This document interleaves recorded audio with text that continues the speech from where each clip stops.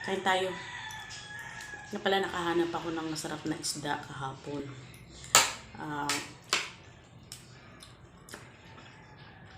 Kung sa probinsya tawagan ito, wapay. Ito. Buo pa yung ano. Yan. Yan. Buo pa yung atay. Ang sarap. Masarap talaga ang atay ng ano, wapay.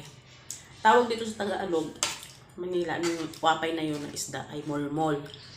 Molmol. Huwag madumi ang isip. Yun talagang tawag yan dito. Harap.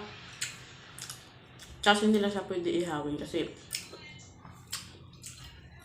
hindi naman talaga gaano kapresko. Pero masarap pa siya. Kaya ginawa ko, lagyan ko siya tanglad, siling green, at saka kamyas. Pinasim-asim ko lang ba. Yung luto ni Daddy ba, minsan. Ni Daddy Benting. Sarap.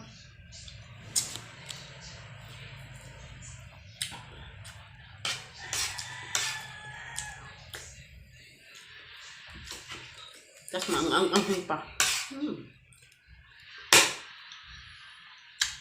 Mga asim-asim.